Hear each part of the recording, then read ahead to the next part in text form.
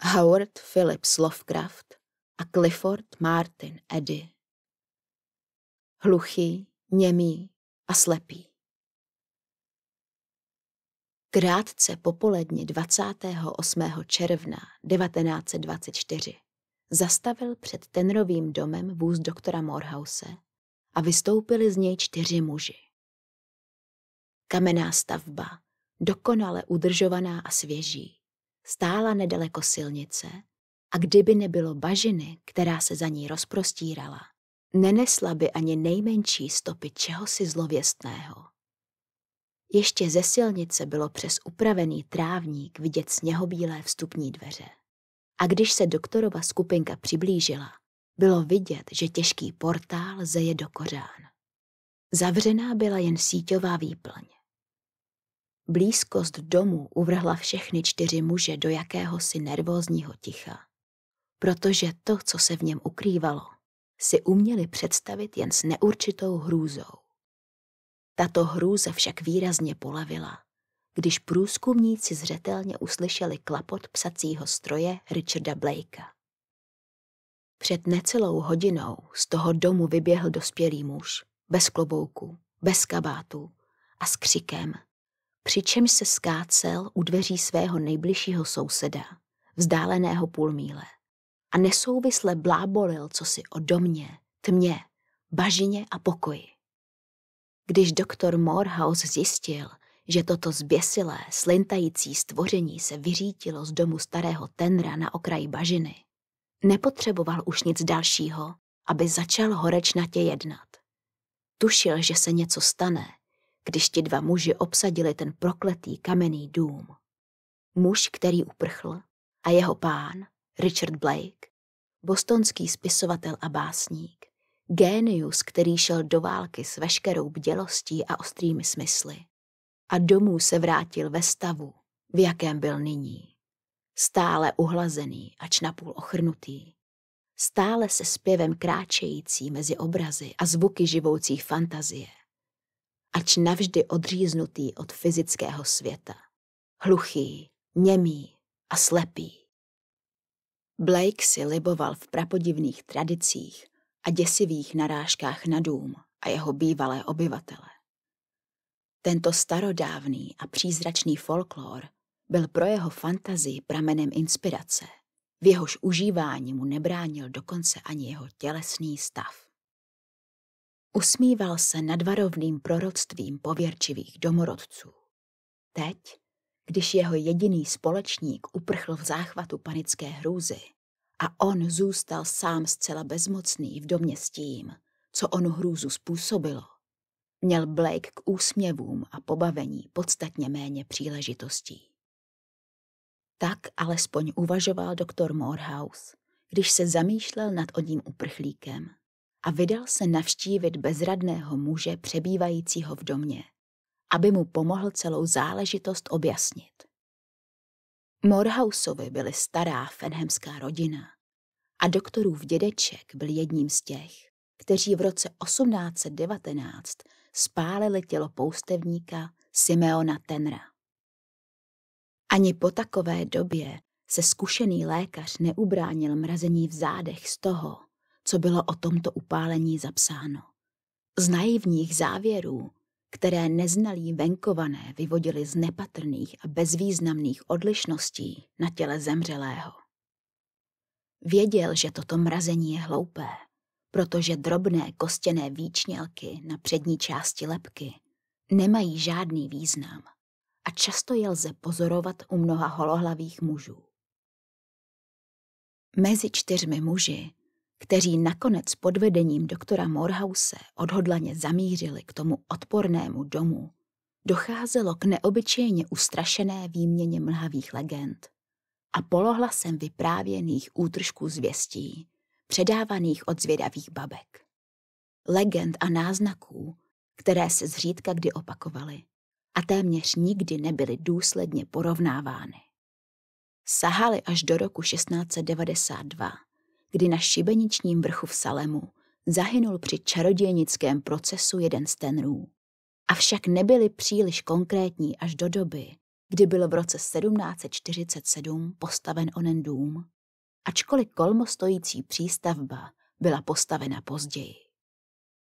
Ani tehdy nebylo těch příběhů mnoho, protože ačkoliv byli všichni Tenrovi podivínští, jen posledního z nich, starého Simeona, se lidé tak zoufale báli.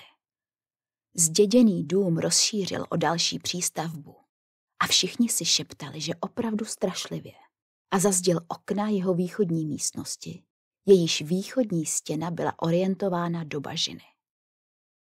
Byla to jeho pracovna a knihovna, která měla zdvojené dveře se závorami. Ty byly rozštípány sekerami oné strašné zimní noci roku 1819, kdy se z komína valil páchnoucí kouř a v domě bylo nalezeno Tenrovo tělo s oním výrazem ve tváři. Právě kvůli tomu výrazu, ne kvůli 2 kostěným výrůstkům pod hustými bílými vlasy, tělo spálili i s knihami a rukopisy, které se nacházely u něj. Krátkou vzdálenost do Tenrova domu však skupina mužů urazila dříve, než se jim podařilo dát mnoho historických podkladů do souvislostí. Když doktor v čele skupiny otevřel dveře a vstoupil do klenuté chodby, všiml si, že klapání psacího stroje náhle utichlo. V tu chvíli se také 2 mužům zdálo, že pocítili slabý závan chladného vzduchu, který se podivně vymykal velkému horku onoho dne, ačkoliv to později odmítli odpřísáhnout. Chodba byla upravená a uklizená a stejně tak i jednotlivé místnosti, kam muži nahlíželi při hledání pracovny, kde se Blake pravděpodobně nacházel.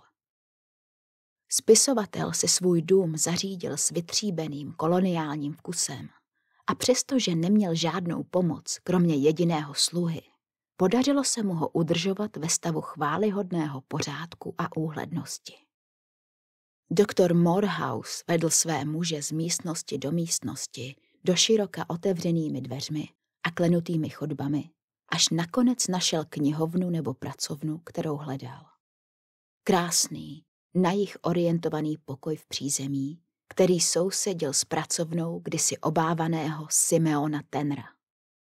Pokoj byl obložený knihami, jejichž obsah předával sluha svému pánovi pomocí důmyslné abecedy dotyků a objemnými svazky v Brailově písmu, které spisovatel četl sám citlivými konečky prstů. Richard Blake tam samozřejmě byl. Seděl jako obvykle před svým psacím strojem. Na stole a na podlaze měl rozházenou hromádku nově napsaných stránek a jeden list byl stále ještě ve stroji. Zdálo se, že náhle přestal pracovat. Snad kvůli chladu, který ho přiměl přitáhnout si rozhalenku županu.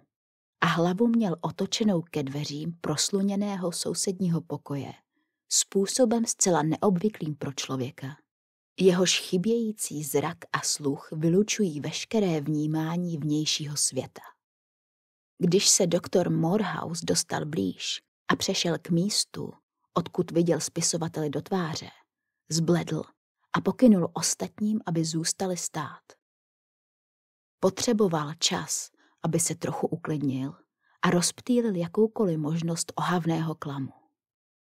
Už nepotřeboval přemýšlet o tom, proč oné zimní noci spálili tělo starého Simeona Tenra jen kvůli výrazu jeho tváře, protože právě byl svědkem něčeho, čemu se mohla postavit jen dobře vycvičená mysl. Zesnulý Richard Blake, jehož psací stroj přestal nenuceně klapat teprve ve chvíli, kdy muži vstoupili do domu, uviděl i navzdory své slepotě něco, co ho těžce poznamenalo. Ve výrazu, který se mu zračil ve tváři, ani ve skelném morbidním pohledu, jež mu plápolal ve velkých, modrých, krví podlitých očích, jež byly 6 let uzavřeny veškerým obrazům tohoto světa, nebylo zhola nic lidského. Ty oči byly v extázi zřetelně poznané hrůzy upřeny na dveře vedoucí do staré pracovny Simeona Tenra, kde slunce žhnulo na stěny, jež kdysi kvůli zazděnému oknu halila černočerná tma. a doktor Arlo Morehouse se malátně zapotácel, když uviděl, že přes všechno to oslnivé denní světlo jsou zornice těch očí rozšířené, stejně děsivě, jako zornice kočičích očí ve tmě. Lékař zavřel zírající slepé oči a teprve pak nechal ostatní, aby mrtvému pohlédli do tváře. Mezitím s horečnatou pečlivostí a svědomitou odbornou péčí ohledával mrtvé tělo, přestože jeho nervy byly napjaté a ruce se mu téměř třásly. Některé poznatky čas od času sdělil ohromené a zvědavé trojici stojící kolem něj. Jiná zjištění uvážlivě zamlčel, aby nevedla k úvahám ještě znepokojivějším, než by lidské domněnky měly být. Nebylo to na základě ničeho, co doktor řekl, ale na základě bystrého a samostatného pozorování, kdy jeden z mužů tiše poukázal na rozcuchané černé vlasy mrtvého a na to, jak byly listy okolo něj rozházené. Ten muž řekl, že to vypadá, jako by otevřenými dveřmi, proti kterým spisovatel seděl, vanul silný vítr. Přestože kdysi zazděná okna za nimi byla skutečně dokořán otevřená teplému červnovému vzduchu, za celý den vítr téměř nezafoukal. Když jeden z mužů začal sbírat stránky nově napsaného rukopisu, které ležely na podlaze a na stole, doktor Morehouse ho s nepokojeným pohybem zastavil. Spatřil list, který zůstal ve stroji, a spěšně ho vytáhl a strčil do kapsy poté, co po přečtení jedné či dvou vět jeho tvář úplně zbledla. Tato událost ho přiměla, aby sám pozbíral rozházené listy a nacpal je do vnitřní kapsy, aniž by se zdržoval jejich řazením. Avšak ani obsah o něch pár vět, které si přečetl, ho neděsil ani z poloviny tolik jako to, čeho si všiml nyní. Jemného rozdílu v síle a důrazu úderů, který odlišoval listy sebrané z podlahy od toho, který vytáhl z psacího stroje. Tento mlhavý dojem nedokázal oddělit od oné druhé strašlivé okolnosti, kterou tak horlivě skrýval před ostatními, kteří ještě před 10 minutami slyšeli klapání psacího stroje. Okolnosti, kterou se snažil vypudit i z vlastní mysli, dokud nebude sám a nespočine v milosrdné hloubce svého pohodlného křesla. O tom, jaký strach z této okolnosti pociťoval, se dá soudit podle toho, co všechno musel podstoupit, aby ji potlačil. Za více než 30 let své praxe nikdy nepovažoval soudního lékaře za někoho, před kým by se měla nějaká skutečnost zatajit. Přesto ale v průběhu všech následujících formalit jemu ani nikomu dalšímu nepověděl, že když ohledával tělo toho zírajícího, zkrouceného a slepého muže, okamžitě poznal, že smrt musela nastat nejméně půl hodiny před jeho objevením. Doktor Morehouse zavřel hlavní dveře a vedl skupinu všemi zákoutími věkovité stavby ve snaze najít důkazy, které by mohly tragédii přímo objasnit. Výsledek byl však tak negativní, jak si to jen lze představit. Věděl, že padací dveře starého Simeona Tenra byly odstraněny, jakmile byly spáleny knihy a tělo tohoto poustevníka, a že podzemní komora a spletitý tunel pod bažinou byly zasypány, hned jak byly objeveny, asi o 35 let později. Nyní viděl, že jejich místo nezaujaly žádné nové abnormality a že celá budova vykazuje jen rysy běžné úhlednosti moderní obnovy a vkusné starostlivosti.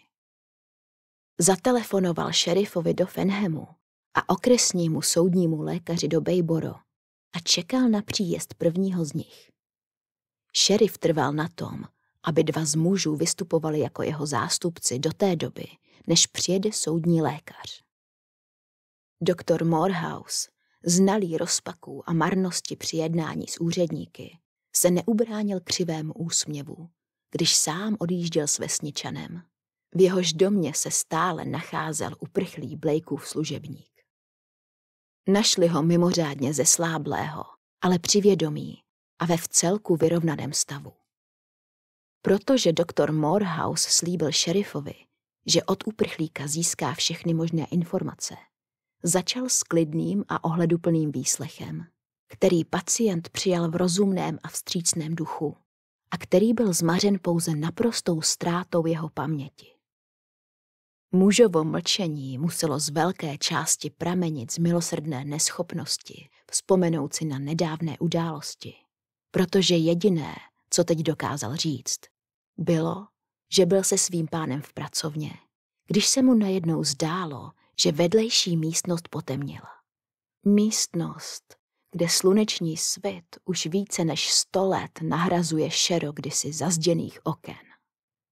Už jen tato vzpomínka, o které napůl pochyboval, silně působila na pacientovi těžce zkoušené nervy. A doktor Morehouse mu s největší možnou šetrností a obezřetností sdělil, že jeho pán je mrtvý. Zemřel přirozenou smrtí na následky srdeční slabosti, kterou mu musela přivodit jeho strašlivá válečná zranění. Když lékař co možná nejmlhavěji uspokojil zvědavost majitele domu a jeho ženy, naléhavě je požádal, aby u sebe pacienta ponechali a nepouštěli ho zpět do Tenrova domu, dokud nebude tělo jeho pána odvezeno. Pak doktor Morehouse odjel se vzrůstajícím vzrušením domů. Konečně si mohl přečíst neboštíkův strojopis a získat alespoň nějakou představu o tom, co pekelného se vzepřelo o něm roztříštěným smyslům zraku a sluchu a tak ničivě proniklo k vytříbené inteligenci, která se roky utápěla v tichu a temnotě. Věděl, že to bude absurdní a strašlivé čtení a proto s ním nespěchal. Místo toho velmi rozvážně odstavil svůj vůz do garáže. Oblékl se do pohodlného županu a vedle velkého křesla, do kterého se měl posadit. Postavil stolek se sklidňujícími a podpůrnými prostředky. Dokonce i poté si dával na čas, když pomalu řadil očíslované listy a pečlivě se vyhýbal jakémukoliv delšímu pohledu na jejich obsah. Všichni víme, jak rukopis doktora Morehouse poznamenal. Nikdo jiný by ho nikdy nepřečetl, kdyby se ho nezmocnila jeho žena, když o hodinu později seděl doktor bezvládně v křesle. Těžce oddechoval a neodpovídal na klepání. O němž by člověk řekl, že je dost silné na to, aby probudilo mumifikovaného faraona. I jakkoliv je tento dokument strašný, zejména pokud jde o zjevnou proměnu stylu v jeho závěru, nemůžeme se ubránit přesvědčení, že pro lékaře znalého folkloru představoval jakousi dodatečnou a vrcholnou hrůzu, jakou nikdy žádný jiný nešťastník nezakusí. Podle obyvatel Fenhamu je v každém případě jisté, že doktorova hluboká znalost starých báchorek a historek, kterému v mládí vyprávěl jeho dědeček, ho obdařila jakýmisi zvláštními poznatky. V jejichž světle ohavný rukopis Richarda Blakea nabyl nového, jasného a zničujícího významu, ještě pro lidskou mysl téměř nepřijatelný. To by vysvětlovalo pomalé zotavování z onoho červnového večera, neochotu, s níž nakonec dovolil své manželce a synovi, aby si rukopis přečetli, zvláštní nevoli, s níž přistoupil na jejich rozhodnutí tak ponuře pozoruhodný dokument nespálit, a především zvláštní spěch, s nímž si pospíšil koupit starý Tenrův pozemek, srovnat dům se zemí pomocí dynamitu a vykácet stromy v bažině ve značné vzdálenosti od silnice. Ohledně celé té věci nyní doktor Morehouse zachovává neoblomnou mlčenlivost a je jisté, že spolu s ním zemře i vědění, bez něhož bude světu lépe. Rukopis v přiložené podobě byl obsán díky laskavosti pana Floyda Morehouse, syna doktora Morehouse. Několik pasáží, označených hvězdičkami, bylo odstraněno v zájmu duševního klidu veřejnosti. Další vynechané části jsou důsledkem neurčitostí textu tam, kde se zdá, že bleskurychlý rukopis vyděšeného autora je nesouvislý nebo nejednoznačný. Na 3 místech, kde je chybějící text poměrně dobře patrný z kontextu, byl učiněn pokus o jeho doplnění. O změně stylu v závěru dokumentu bude lepší pomlčet. Jistě je dostatečně věrohodné připsat tento jev, pokud jde o obsahovou i vizuální stránku psaní, rozjitřené a vratké mysli oběti, jejíž dřívější handicap bledl předtím, čemu byla vystavena nyní. Mozky odvážnějších čtenářů si mohou učinit vlastní závěry. Zde je tedy onen dokument sepsaný v prokletém domě, myslí uzavřenou veškerým zrakovým a zvukovým věmům okolního světa. Myslí vydanou na pospas a bez varování rozmarům a výsměchu sil, jimž nikdy nemusel čelit žádný vidoucí a slyšící člověk. Vzhledem k faktu, že je v protikladu ke všemu, co jsme se o vesmíru dozvěděli díky fyzice, chemii a biologii, logicky uvažující mysl jej označí za pozoruhodný produkt demence. Demence, jež se nějakým sympatetickým způsobem přenesla i na muže, kterému se zavčas podařilo z onoho domu utéci. A tak je třeba tento zápis pokud možno vnímat, dokud bude doktor Arlo Morehouse zachovávat své mlčení. Rukopis. Neurčité pochybnosti z poslední čtvrthodiny se nyní stávají konkrétními obavami. Za prvé jsem skálopevně přesvědčen, že se Dobsovi muselo něco stát. Poprvé za dobu, co pro mě pracuje, se nedostavil na mé volání. Když neodpovídal na mé opakované zvonění, usoudil jsem, že zvonek musí být rozbitý, ale bušil jsem do stolu s takovou silou, že by to přivolalo i samotného Chárona. Nejdřív jsem si myslel, že možná vyklouzl z domu, aby se nadýchal čerstvého vzduchu, protože celé odpoledne bylo horko a dusno. Ale Dobsovi není podobné, aby se vzdálil na tak dlouho, aniž by se předtím ujistil, že nic nepožaduji. Právě neobvyklé události posledních několika minut mě však utvrzují v podezření, že Dobsova nepřítomnost je něco, nad čím nemá žádnou moc.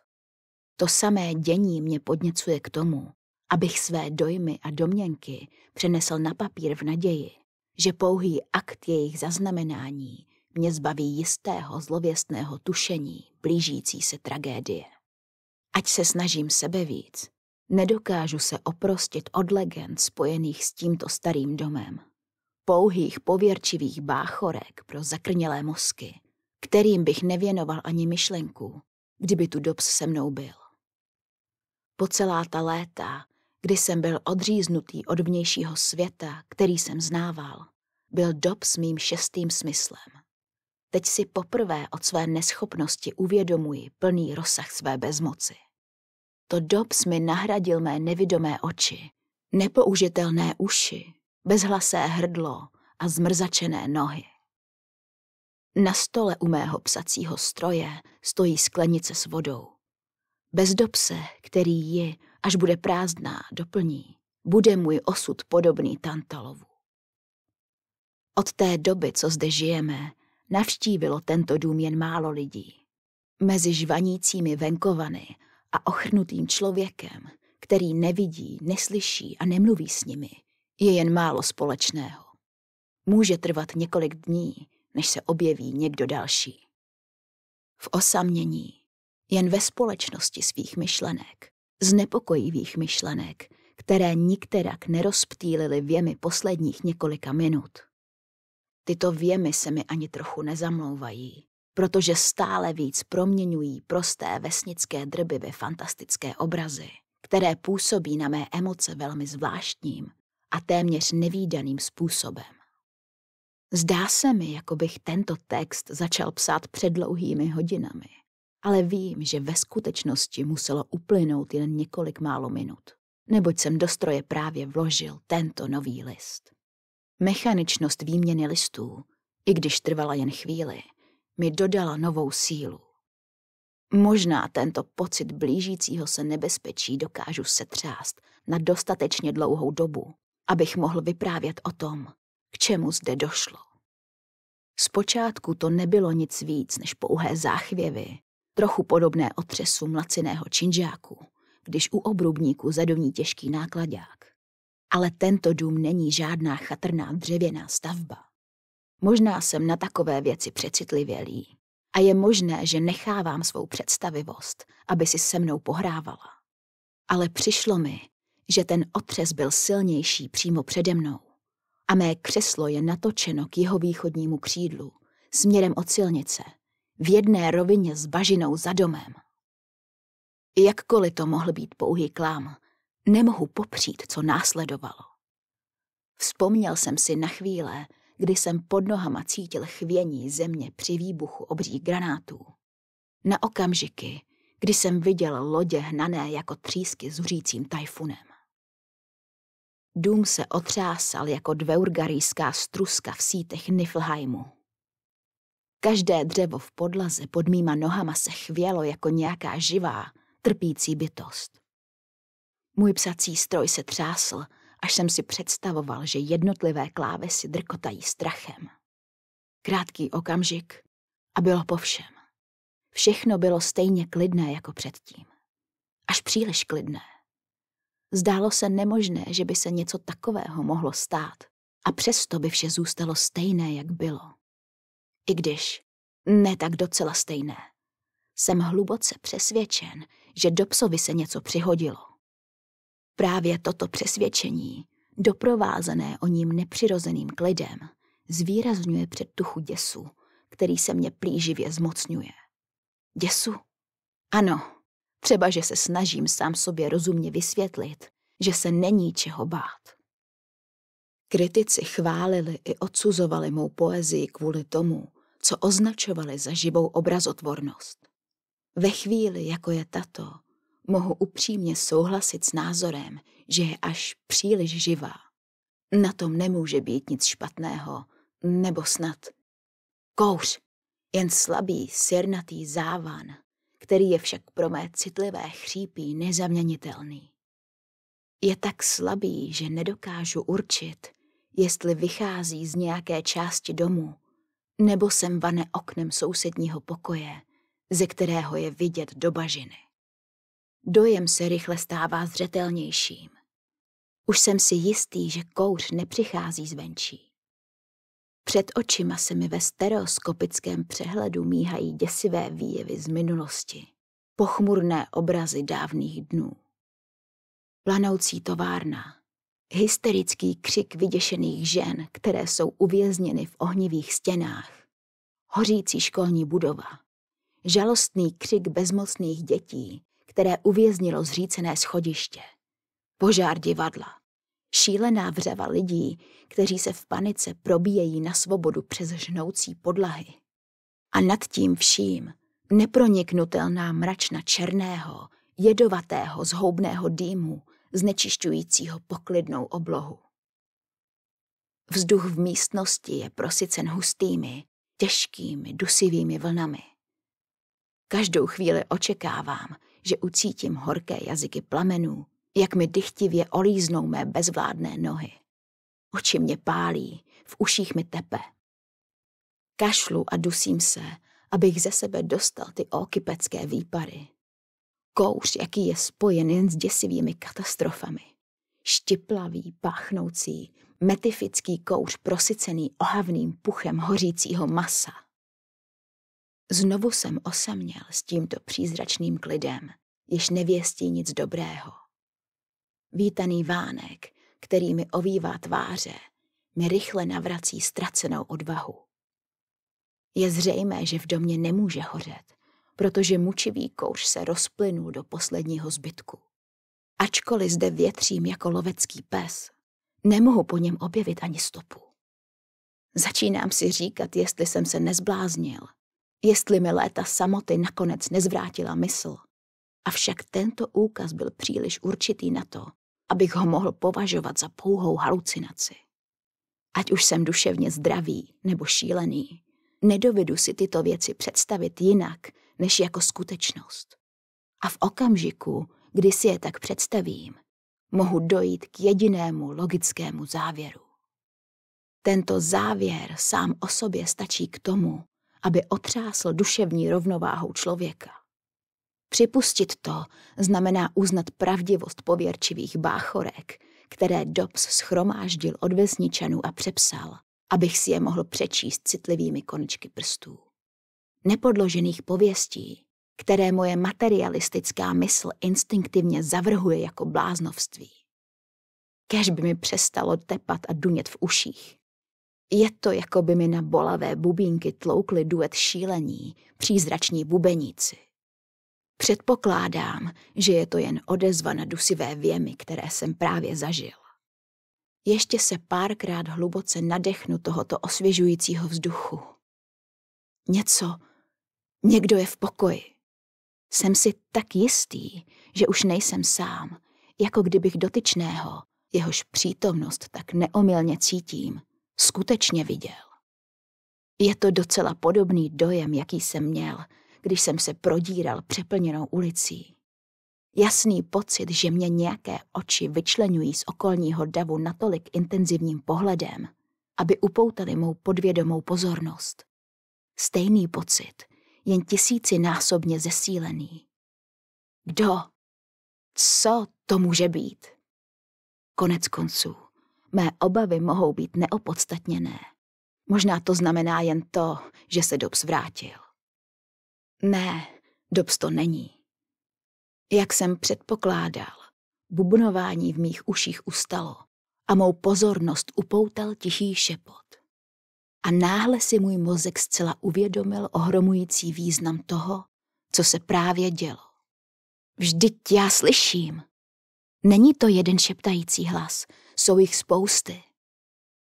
Vilné bzučení bestiálních much, ďábelský šum hemžících se chlípných včel, tlumené syčení obscénních plazů, šeptavý chorál, jaký by žádné lidské hrdlo nedokázalo zaspívat. Nabývá na síle. Místnost se rozeznívá démonickým zpěvem, groteskně ponurým, bezbarvým a bez melodie. Ďábelským sborem procvičujícím nesvaté litanie, mefistofelské chvalospěvy doprovázené kvílením trpících duší, odporné crescendo pohanského pandemonia. Hlasy, které mě obklopují, se stále více blíží k mému křeslu. Zpěv náhle ustal a šepot se zvolna proměnil ve srozumitelné zvuky. Napínám uši, abych rozeznal jednotlivá slova. Jsou blíž, stále blíž. Teď už jsou slyšet jasně, příliš jasně. Raději bych měl navždy zacpané uši, než abych musel poslouchat jejich pekelné blábolení. Bezbožná zjevení zhoubných saturnálií, hrůzné představy zničujících zhýralostí, rouhavé úlitby kabejrských orgií, zlovolné hrozby nepředstavitelných trestů. Je zima, tak nezvykle chladno. Vítr, který byl ještě před pár minutami tak přátelský, jako by byl inspirován kakodémonskými bytostmi, jež na mě dotírají, mi zlostně vrčí kolem uší. Ledová vichřice, která se žene z bažin a mrazí mě až do morku kostí. Pokud mě Dobbs opustil, nemám mu to za zlé. Pro zbabělost nebo podlý strach nemám žádné pochopení, ale jsou věci. Jen doufám, že jeho osudem nebylo nic horšího než to, že včas utekl. Má poslední pochybnost odvanula.